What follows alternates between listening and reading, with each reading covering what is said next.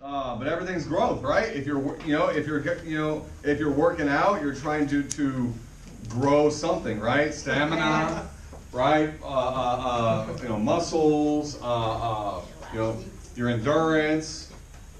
A farmer's trying to grow a crop. You're trying to grow a business, right? You're trying to grow yourself. You're personally growing, aren't you? Yes. Right? So I want you to write this down. Who you are today is equivalent to the income you're earning right now. Who you currently are today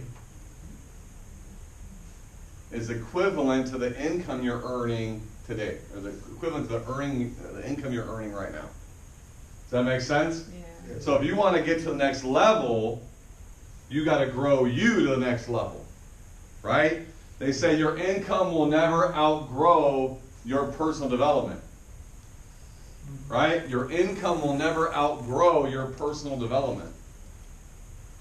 So if your income is low or stuck or down, you got to upgrade you. You got to get better yourself. You got to start reading more. You got to start associating with higher identity individuals.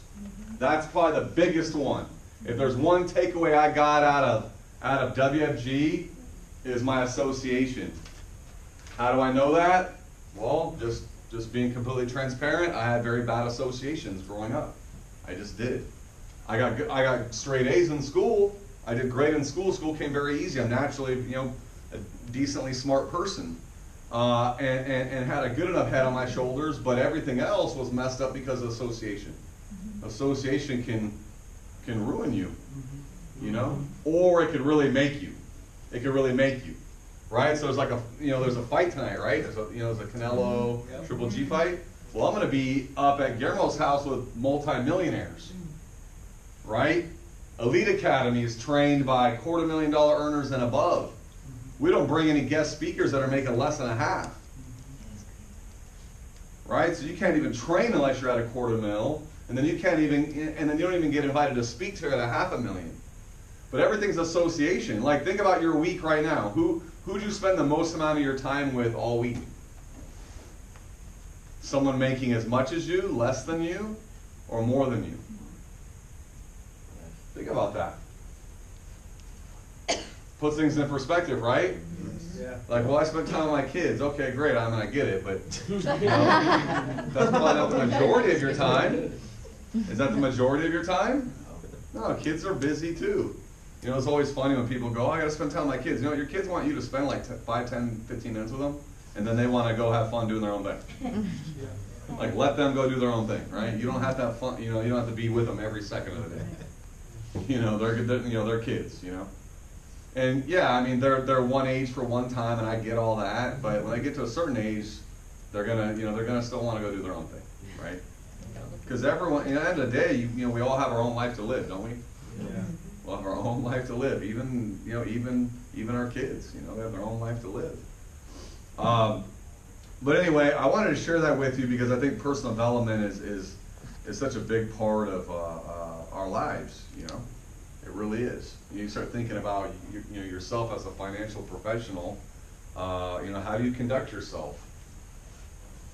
Are you a good steward of your money so that you're now a good example for your clients?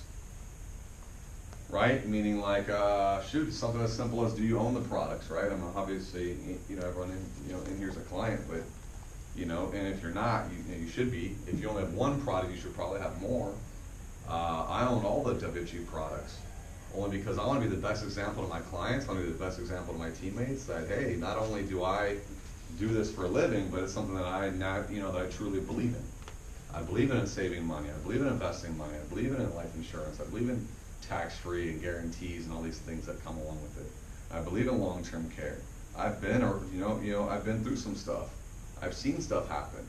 I've seen people, right? I've seen even old high school friends that passed away, families at the hospital when we went to go visit, right? Because of a circumstantial thing, because of a fatal accident, or even at a funeral, or sitting there palm up, looking for help. This was way before GoFundMe, right, or what's it called? GoFundMe, right? Yeah. GoFundMe, or people out there doing car washes and things. So, you know, are you setting a good example for your, you know, for your clients? Are you setting a good example for your family that you have everything? And then outside of that, now it's sharing that message with other people, right? Sharing the opportunity. The best thing that was ever introduced to me regarding WG was the opportunity, right? The opportunity to get into a business where I can now save and invest and show other people how to do the same. That's what we do. Ideally, that's what we do. It's like, hey, we're gonna give you an opportunity, right, to where you can build a business, help yourself financially, and then help other people do exactly the same thing. By introducing them to the opportunity and then getting them set up financially, right? And that's an ongoing process. That's an ongoing process. So the question becomes is, how aggressive are we at that, right? You know, we were having a debate the other day. I was talking to a teammate about you know, becoming a great field trainer or becoming a great recruiter. And there was a debate between who would make more money, the great recruiter or the great field trainer, right? And what's your answer? The great recruiter or the great field trainer? The great recruiter. Why? You'll find a field trainer. Because you'll find a field trainer. What else? Develop Markets. Markets. What else? Residual income, overrides, right? Internal consumption alone, right? If you're licensed and you build a team, just internal consumption. But the company tells you where to spend the majority of your focus, right?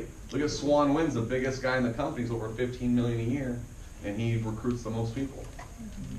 And it's not just him recruiting. Obviously, you know, just who he is. It's the people that he's recruited that now recruit, right? So your objective is to become a professional recruiter and recruit people and then build recruiters, right? So you're not building field trainers, you're building recruiters. I'd rather teach you how to recruit than teach you how to field train, although I want you to do both. Does that make sense? Yes. Because I know that one man or woman can only help so many people by themselves.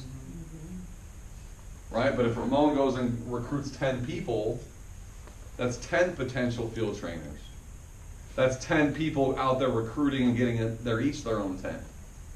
This thing grows by multiplication, grows exponentially by recruiting and building a team. There's so much stuff when it comes to recruiting, but one of the things I do want to tell you is I want to give you a couple bullet points. Number one is recruiting is an all-the-time thing. Recruiting has to be an all-the-time thing, meaning how much time do you spend in your day focused on recruiting? Think about it. Right? How much time are you focused on building your team? How much time do you put emphasis on recruiting? Meaning, are you looking for people that could be an asset to your business and to your team on a daily basis? How often does that cross your mind in a day? Right? Who's my next direct? Who's my next phone call? Who could I go talk to? Right? You got to be constantly painting this picture of yourself, of what your team's going to look like, who you're looking for. But recruiting is an all-the-time thing. Recruiting is an all-the-time thing. Meaning you got to always be looking for your next recruit. Right? I had Swanson come up, because he's been having a D do all the prospecting on his wife. And I was like, dude, you got to prospect. What are you talking about? You got to prospect. You don't want to get licensed, you got to prospect too. Because she's going to recruit or attract a certain type of person, and you're going to attract a certain type of person. So we went out getting numbers, and he saw me in action, and I think he actually posted something about it. But I was just pumping gas at the Shell gas station right here, talking to a guy who was looked like a Chinese guy, ended up being like Filipino. But he was hanging out, and he had contacted someone on Craigslist to pick up a truck. He's like in transportation business, so he was going to buy a truck. And so we started a conversation and stuff, and I was showing Swanson that all you got to do is just talk. Like I was just talking to this guy about, what he's got going on. And I kept kind of throwing it out there too. He's like, oh, in Anaheim. I go, oh, we want to expand. Oh, the company, I run a company. We want to expand into Anaheim. And he's like, oh, okay. And then a couple of times he goes, oh, I do this. And I go, oh, you know what? I work with some people that do this. And we kept going back and forth. And so I was waiting for him to go, well, what exactly do you do?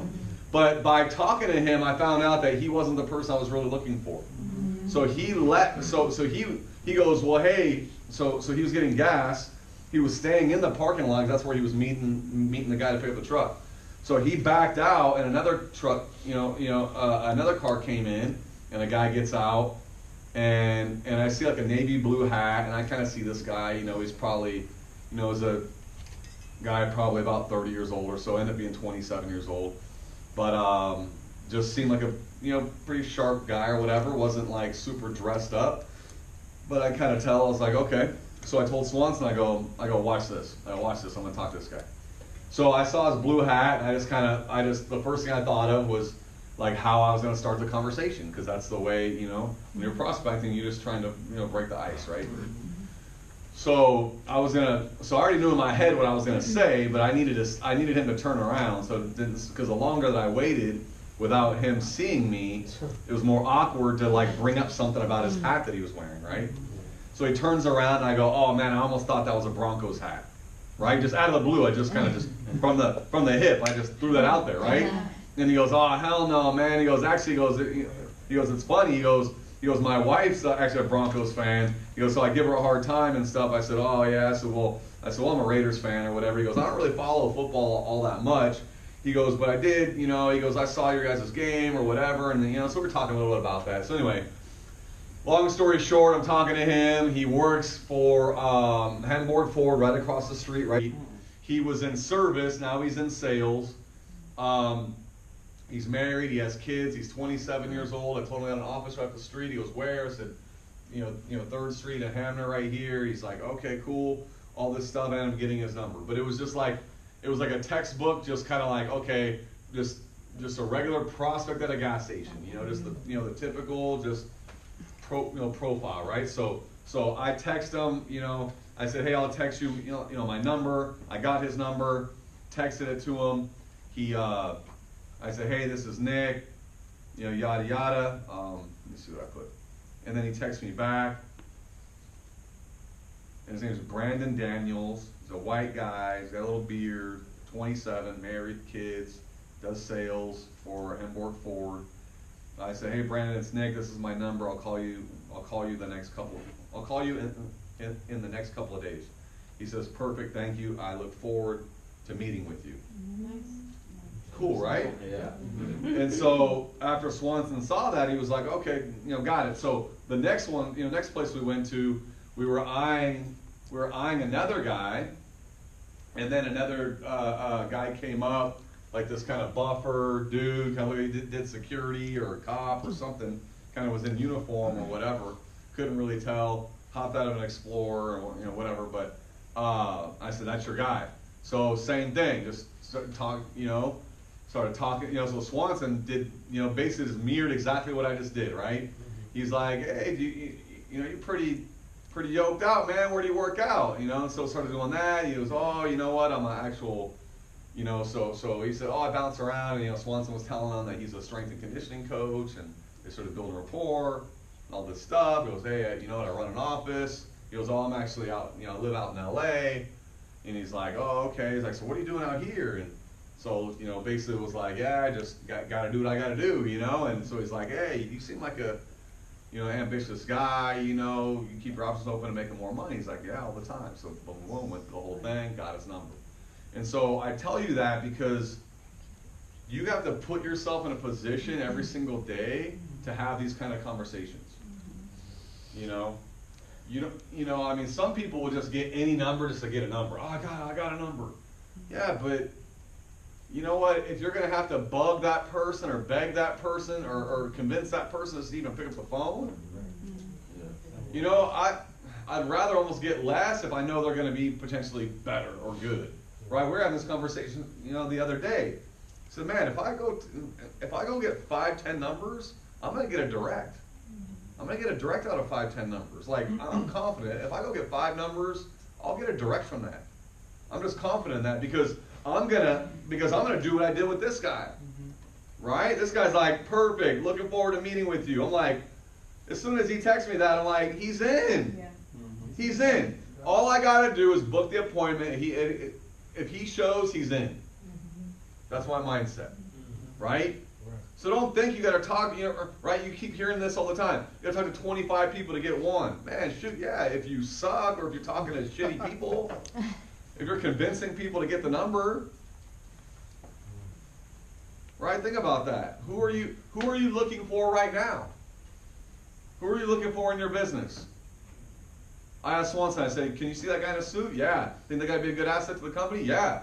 Shoot, you and Thomas are only 2 white guys in the office. Like, I know. I'm like, dude, this guy's white, he's 27, married, kids. And I told him, I said, man, I was 26 when I started. He's like, yeah. He's like, oh, really? I said, yeah. I said, now I'm 40. He said, oh, okay. He didn't give me the look. I was like, I always like when people give me the look, like, oh, you don't look 40. He didn't do that, so I was like, all right, well, whatever. But you gotta, you're gonna attract that, and so I started, not overthinking it, but I'm already like, okay, he knows that I'm his elder, right? Like I'm 40 years old, I have some success in the business. This guy, right, positive guy, right, very open, talking. That's how you know. When you're prospecting someone, if they're real short and brief or won't look you in the eye or they're kind of like, why is this person talking to me? That's not the timing's not right. That's not the right person. And although they might give you the number, they're maybe hesitant or they're like, oh, I don't know, and oh, what's this all about and all this stuff. Like I didn't say a whole lot to this guy, but I built a genuine rapport. I got to know him to where now I'm turning a stranger into a friend, right? And who knows, maybe I'll meet with this guy for a beer before I even bring him in on a one-on-one, for all I know. Right? I might go, hey, dude, whatever, blah, blah, blah, I don't know what you got going on. I know you got the wife and kids, but, if you're free or whatever, hey, you want to go grab a beer or something?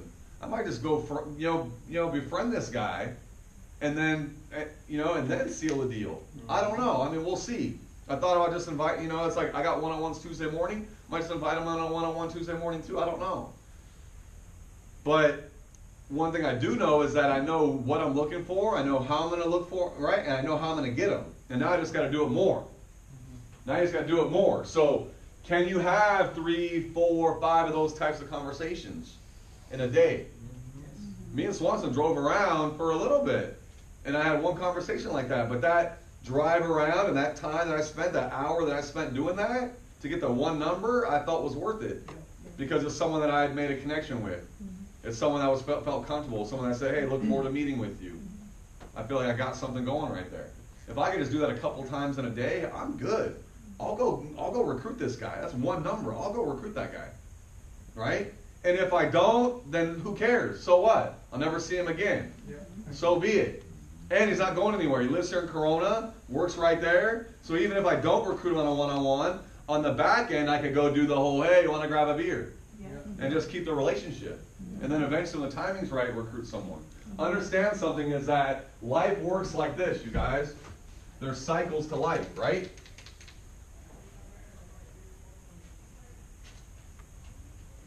So what happens sometimes is that when you're trying to recruit someone, they could be here. They might be here, right? Or even here. Or even here where they're on the rise. They're rising up. This is like the person that just got a promotion. Right? Or even before that, they just got a new job. Right? They're like, oh, I just started with this company, right? Like, I started calling resumes. I have 3 one-on-ones on Tuesday morning. I started calling some resumes. And people are like, oh, you know what? I put my resume up, a month ago, but I just took a position. I'm like, okay, is it more or less just like a job, or is it career-based? Because, you know what I mean? Because sometimes people just get something just to make money, right? Yeah. And so, and I got both responses. But typically a new job or a promotion at work or whatever the case may be, a raise, yeah, promotion / raise, yeah, same thing, right? So these things are happening. But what happens is sometimes you're gonna catch someone where they're here, where they've kind of plateaued. So, you know, they could just be like right here on the kind of decline, or just so, or they're down here, things are really heading down. These are the opportunities where you're gonna be able to recruit that person. And so you don't know, you might talk, you might prospect someone here, but then maybe following up, by the time you call them, they're here, right? You might have to follow up again and catch them when they're back down again. So that's why we say the fortunes and the follow-up, right? Yeah.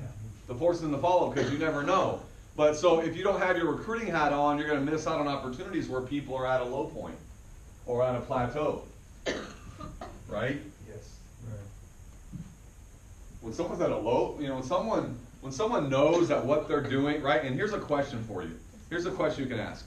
Is what you're doing right now, do you plan on doing that the next 20, 30 years? Is what you're doing right now, is that what you see yourself doing the next 20, 30 years? You're gonna be able to ask people that question. What are most people's answer? No, right? So then you follow it up with, what's your exit strategy? Think about that. What's your exit strategy? How much more time are you going to waste at a job that you know you're not going to be at for 20, 30 more years? Think about it. I'm not afraid to ask people, have you ever thought about starting a business or owning your own business? Yeah, it works. I'm looking to bring on some partners. There's some possible ownership opportunity with us. Right? I'm looking to bring on some partners, right? I'm looking for a partner.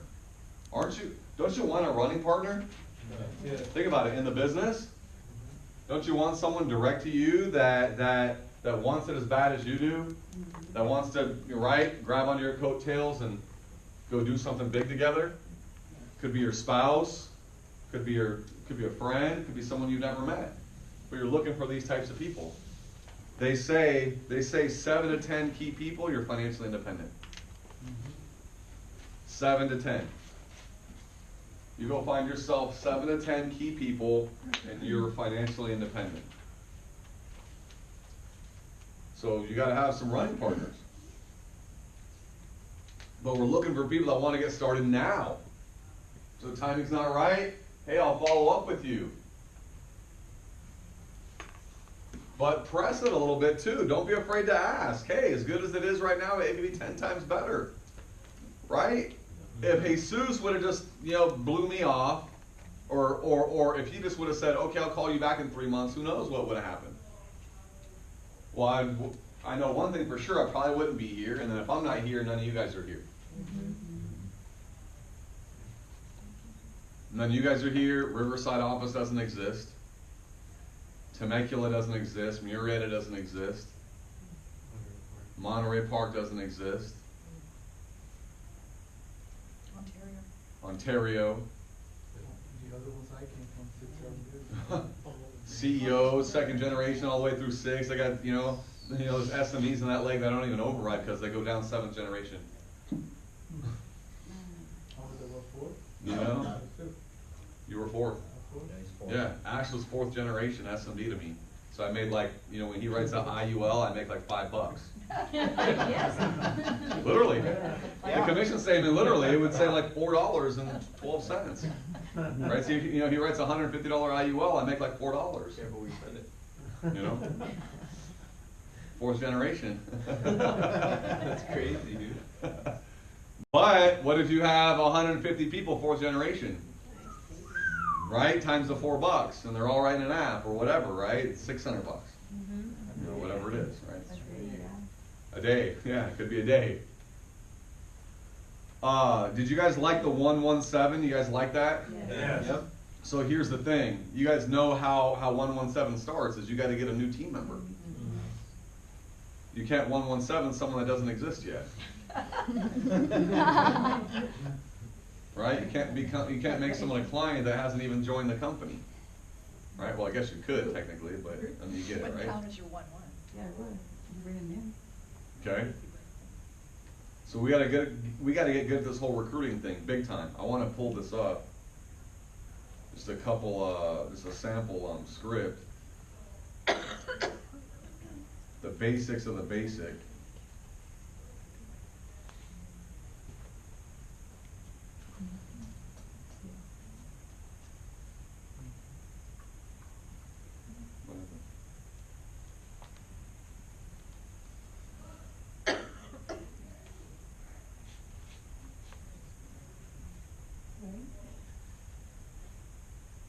this, You get a screen on? did this turn off? Oh, it's on. Let me get a screen on. No, it's not off.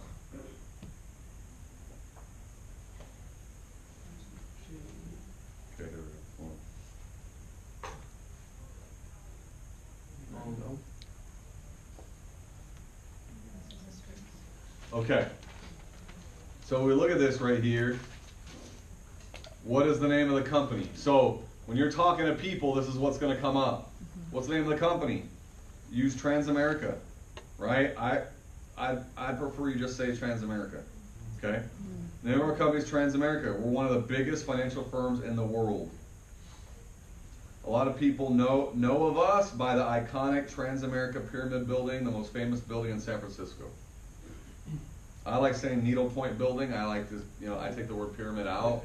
That's just my, personal preference. It's like, oh, is this a pyramid? No, well, we have a pyramid building, but no, it's not an actual pyramid. Oh, right? Okay. But we're one of the biggest financial firms in the world. So that's all you have to do. And if you're certain, and you look him in the eye, if Ramon asks me, hey, what's the name of the company? I go, Transamerica. You probably heard of us. We're only one of the biggest financial firms in the whole world. Yeah. Great. So when can we get together? You don't have to justify anything else. You don't have to sit there and sell it and over all this stuff. You're confident. You're short, sweet, to the point. Now let's get together. That's it. Okay? What do you guys do? We show people how to make and save money. Keep it simple, right? I help run a financial firm. I'm helping a financial firm. I'm helping a financial firm expand here in the area. You're prospecting someone. What do? Right? We help people make and save money. I'm in charge of expansion, or I'm helping the company expand, and we're always looking for good people. Let's exchange numbers. Short, sweet, simple, but you have to have these conversations, right? Now, this conversation usually starts with some kind of rapport. Now, if you're going to just be a headhunter, then cool, be a headhunter.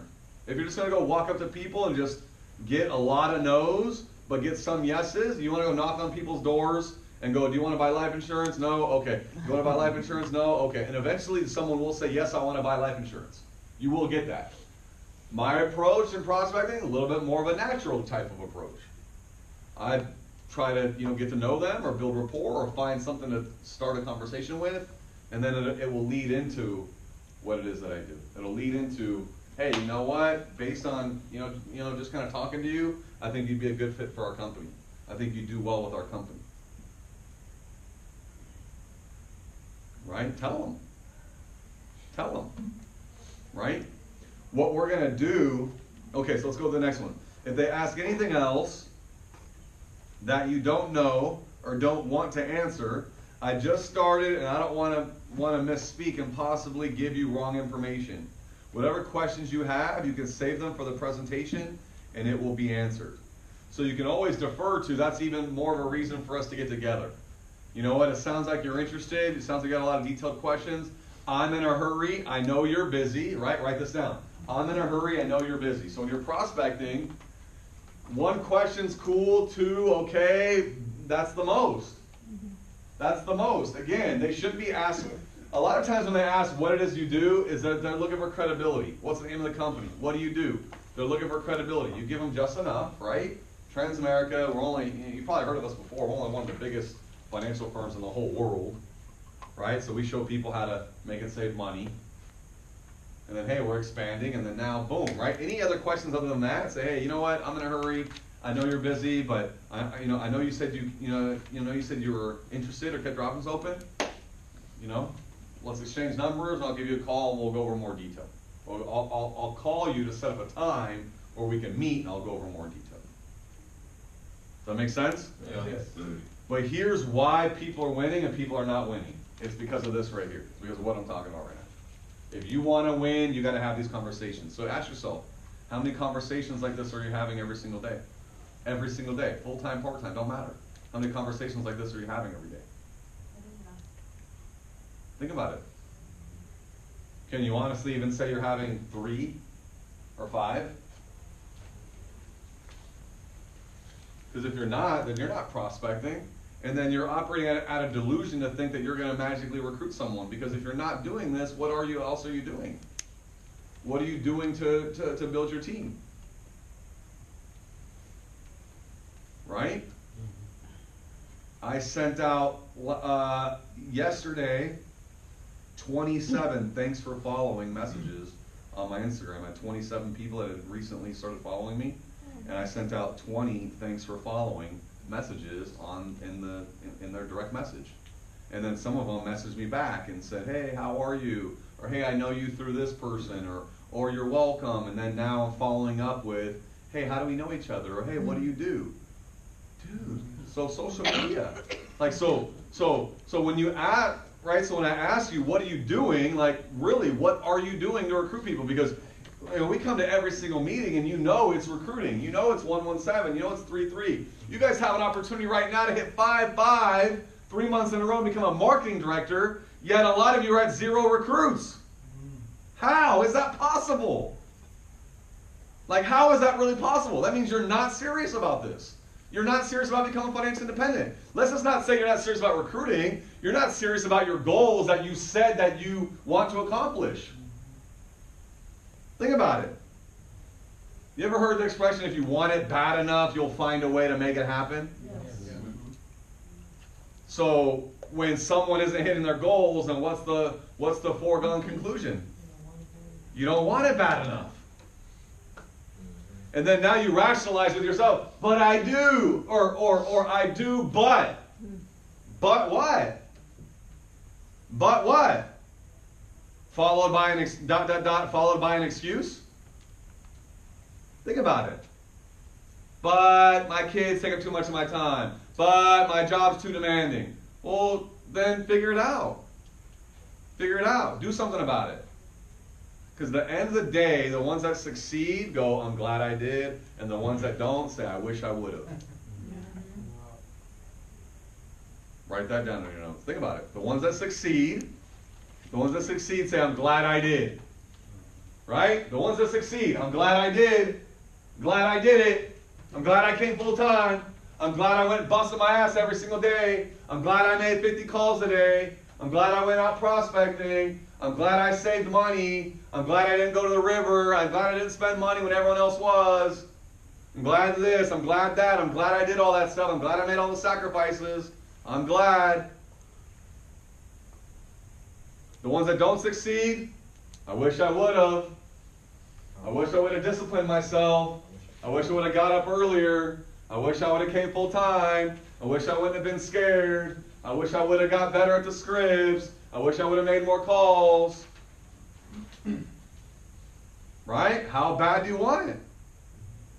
How bad do you want it? Because guess what? It's been proven already, and trust me, you guys, I'm talking to myself as I say this stuff. You think I'm not? You think I'm anywhere where I would expect me to be 14 years in? Not even close. But every day is a new day and you can start. I'm like, shoot, okay, I'm better at the business now than I've ever been. Same thing for you. Think about it. Even if you're new, you're still better today than you were a week ago when you didn't know as much. You're more committed because you've been to the last couple meetings, right? You're licensed, you're more experienced, you're more knowledgeable, you've been through some rejection. Everyone you recruit hasn't stuck, right? That's, these are all lessons, right? These are all lessons, right? Everything's a test. But at some point, you got to go, enough's enough. I got to get it done. So again, go back to what are you doing to get wide? What are you doing to, if you know that recruiting is the answer, what are you doing to get wide? We talked about this at Elite, and I'm not going to piggyback on that, but what recruiting programs do you have in place? Like, what ways are you doing recruiting? I just bought a whole block of a thing. I'm getting 500 resumes a month, and I'm calling resumes. I was here till 9 o'clock the other night. Lupe was the last one to leave. No, I think I left at 8:30. I left at 8:30. I think you left at like 8. I left around 8:30 or so. But and then I got back from prospecting with Swanson like at 3 or 4 or whatever it was. And I was in here for 4 or 5 hours pulling resumes, calling resume calls. just because I'm looking at, you know, and and all the Indian ones I give to Ash, right? Serious. Kid you not. I see right? I see Singh, I see Bhupinder type names, and I'm like, hey, Ash. One with the Right? husband in the Yeah. So one was going great, and then turns out the husband's in WFG. Oh. But she was 20-something years in India, and banking, finance, all this stuff. He's had this good rapport. He's talking the language, all this stuff, and then like, oh, my husband, you talk to my husband. And then, oh, he works for World Financial Group. Like, like, okay, well, let's find out if he's active. Let's find out, you know, whatever. But I'm like, you know what? I can go prospect and maybe find someone that's, you know, if I can go pull if I can go out of 500 resumes, go find 5, 6, 10, you know, Indian, right, people, and that, shoot, you know, we want to get into a market. Let's go specifically into the market, not hopefully get lucky prospect an Indian guy, which I'm going to do anyways, but. You know, you're gonna, you know, prospecting's random, but now it's now specific. Yeah. So I have my search, you know, resume, you know, within 10 miles, within 10-mile radius, right? So everyone I call, they're like, oh, you're just right down the street. Yeah, great. So now I don't gotta tell them anything because if they're open, if they're interested, they just want to come down. It's local. They don't got to drive far, and they're like, hey, you know, what do I have to lose? And if they're skeptical, then it's not the person I'm looking for anyway. So they go, oh, well, what's the name of the company, or what is it, or oh, I don't want to do that, or oh, I thought about that. Yeah, I'm not looking to get into finance. Great, next. Yep. The ones that are actually looking for a job, they're like, shoot, yeah, okay, yeah. You know what? I'm free next week. Okay, great, let's meet. Well, that's just one tool. So if I'm a CEO calling resumes here, getting wide myself, what are you doing? Right? If I'm sending 27 messages out on my Instagram last night saying, thanks for following me. By the way, I'm not following these people back. Right? I didn't say, you know, it's like I'm waiting for people to say, hey, team follow back or whatever, Follow right? for People, follow. yeah, follow for follow. I'm like, no, thank you. Right? So I said, thanks for following, and I got like 6 or 7 messages. I'm still getting messages like, oh, you're welcome, or oh, you know, hello, sir, blah, blah, blah, and this and that, all this stuff. And like, I'm going to find out what their deal is, and I'm going to try to recruit them. Facebook, same thing. I got people hitting me up. I reach out to different things, right? I'm on this life agent group thing on there, and I post stuff, and I got people calling me like, hey, I'm in Texas. Hey, I'm in Oklahoma, or I'm in, what was this last one? It was Omaha, Nebraska. Yep. And the guy's like, I want to see the comp, you know, structure or whatever, so I'm sending it to him. It's a potential, you know, it's another prospect. So I'm out getting numbers. Right? Trying to turn strangers into friends through being kind of selective prospecting a little bit. Although it's not really selective. I'm just going to, I'm literally driving to a gas station and seeing who could I talk to here. So I'm not being super selective. Because just, you never know, right? All of us weren't the ideal recruit, were we? No. I wasn't the ideal recruit. Right? None of us were. Some of the biggest guys, right? Juan Jaime just posted that picture of him as a plumber, and now him as $1 million a year earner. Right? So you never know. And it's funny because my resume search doesn't say, hey, I'm looking for plumbers. Right? But, you know, I started going through sales and team building or sales management, then I'm like, well, how many of us really came from sales or sales management? Not very many. So then I'm like, okay, I need to target certain things. Okay, customer service maybe. Okay, I'm gonna go after I'm gonna go after retail people, customer service. Okay, then I'm gonna go, I'm gonna do like nursing or dental stuff. All right, hey, we're gonna get into a different field where you still like helping people, but maybe in this realm, right? And different things. So I'm utilizing out prospecting, calling resumes, working social media. Right? The next one I would tell you guys is job fairs. Yep. They're job fairs, right? There's always, every month there's a job fair somewhere. Well, if you went on, if you took a few minutes to go online and search for job fairs in your local area or around here or in local areas here, you could get a booth at a job fair for a couple $100. You pitch in with maybe one other teammate. You get a little clipboard with a little name, phone number, email address. You order some brochures from the company, right? Put a little tablecloth over a little table that they provide. Put a little tablecloth. Maybe you get something Transamerica, whatever. Drape it over the thing. right? Have a couple brochures, nothing super crazy, right? But some brochures and just a little, hey, if you're interested, we're looking to bring on board, you know, 5, 10 people in the next 3 weeks or whatever. If you're interested, get your name and, you know, put your name and number down on the list here. You have 2 clipboards. So let's say me and Ash are running the, you know, the job fair. I have my clipboard, he has his. Whatever numbers I get on my clipboard are my prospects, whatever numbers he gets on his clipboard are his prospects. And now we're both hustling to talk to people as they're coming by looking at our booth. And they're looking for what? What are they looking for? Employment. So it could be a career fair, it could be a job fair, whatever it is. Well, they're looking for a job and this is commission or this is, hey, it don't matter. A lot of them, right, some are unemployed, but some are employed just looking for something better. That's the best ones you want. Hey, we're looking for part-time, full-time positions. I'll Yes. actually add to that. Remember that job fair I did in Victorville? Mhm. 90% of those people, guys, were employed. 90% were employed. Usually people have a job and they're looking for something better, right?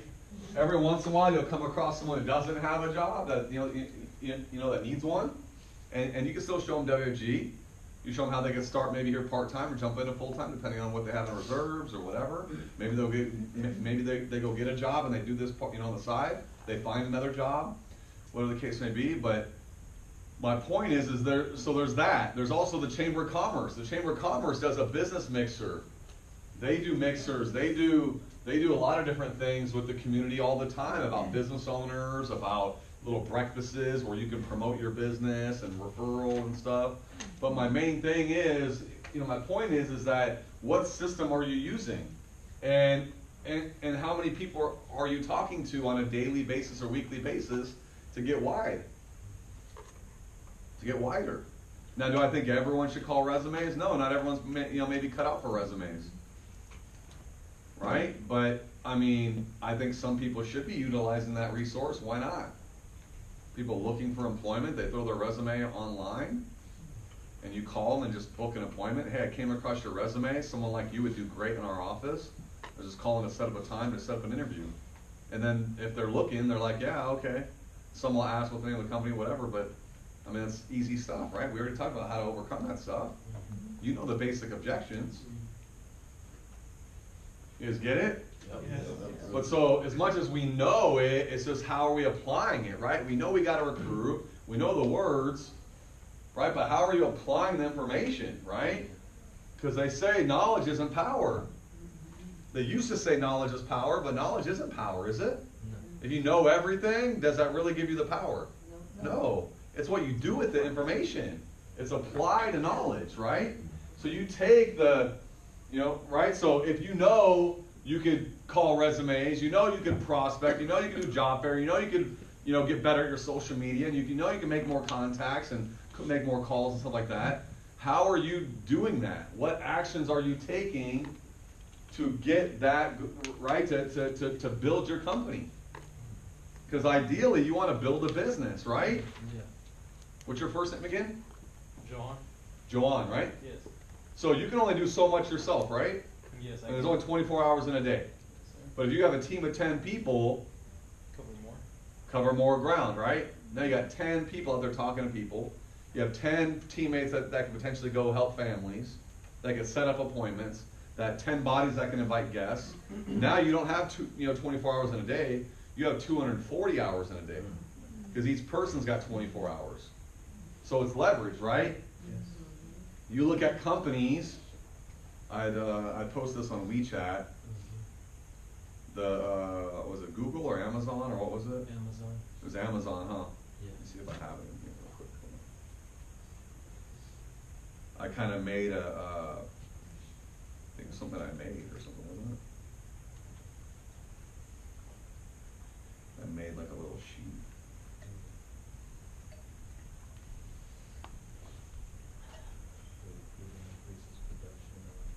Yeah, is that what it was? Yeah.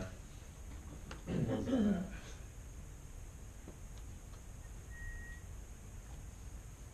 Yeah, right here.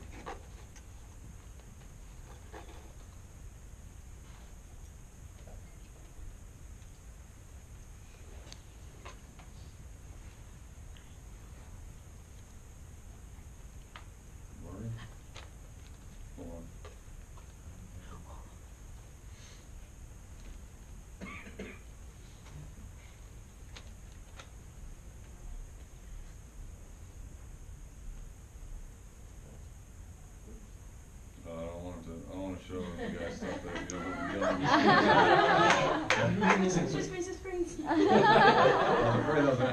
did. No, okay. But you look at this, right? If you want to increase your business, right? You want to increase your business. Look at this. So 50. So this was employees in 2007, 50,000. Now look how many employees now, and then look at the revenue, net sales revenue. So the only way you're going to get more volume in your business, more sales, more clients, more points, more commissions, more bonuses, promotions faster, is by building a team. As the team grew, the production started to grow. Direct correlation, right? Yes. So here's what I want to do the last 20 minutes is I want us to get on the phones, and I want us to start booking activity. We're going to jump into a phone zone next 20 minutes, and I want you to start making a few calls to get people here for Tuesday or to set up one-on-ones during the week. Okay? So when we go back, let me do this.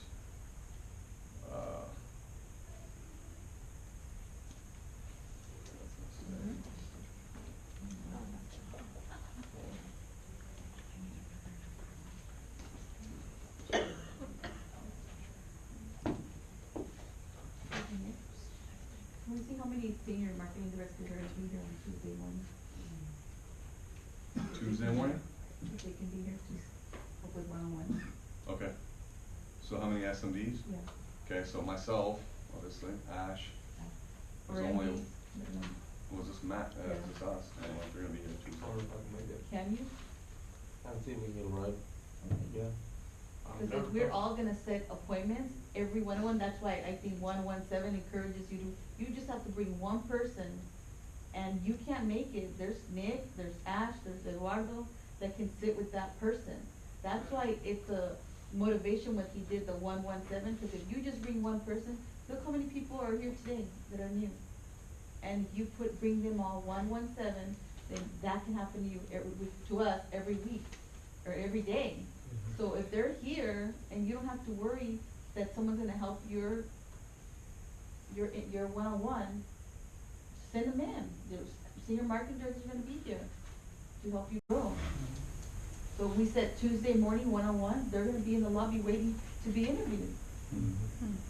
Right? Yeah, I have a 10, 10:30, 11. They'll wait, I'm they gonna be making want, more calls today. you know, when they go apply to a job, calls they wait Monday. for that, you know? I was telling Nick, I saw him looking at their resumes. We used to get paid to do that. That's what we did. And it takes a long time to search for the resumes. And he was sitting there and I'm like, just bring them in. If they want it, they're gonna come. So look at the fourth one right here. It says, well, what day is good for you this week to get together? Mornings, afternoons, evenings. So, like, let's say they can't make Tuesday or Saturday. So you can invite to BPM. Here's the thing. Use your best judgment. If you think a one-on-one would be better than the BPM, set up a one-on-one. Yeah. You don't have to wait and wonder what your SMD's time is. Just book it. Just book it. Just book it. There's a, Nike says just do it. I say just book it. Just book it. Hey, I have a KTP. Just book it. Well, when are you available? Just book it. Just book it. Just book it. You just book it, and then we'll figure out who's gonna go do the appointment, how it's gonna get done. And by the way, we'll find the best person based on background, personality, age, ethnicity, whatever the case may be. Right? We'll find the perfect match. It's the same thing, right? If you can't get them to a Tuesday or Saturday, invite them in on a one-on-one. Use your best judgment too. If you think they're more of a one-on-one person, do a one-on-one, right? If they're skeptical, like what's the name of the company, how long, this and that, that's a one-on-one. Yeah. If they're more energetic, more open-minded, more, people, outgoing, people person or whatever, BPM is good, there's no real wrong way of doing it, but there's sometimes that, you could make the mistake of doing someone at a BPM where maybe a one-on-one would have been better up front, right? So let's do this. Let's do it the next 20 minutes right now. It's, we're gonna go, we got 15 minutes. So what I want you guys to do is try to book 1 to 2 units of activity right now.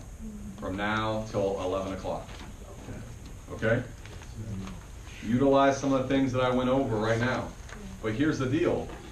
If we're gonna go hit 3 and 3 for our promotion or go hit 5 and 5 for marketing director, like, we gotta take every moment we can to make contacts. The number one reason why people aren't getting wide enough is they're not getting enough numbers, not making enough calls. There's no other secret behind it, right? So let's get busy. Let's see what we can book the next 15, 20 minutes, okay?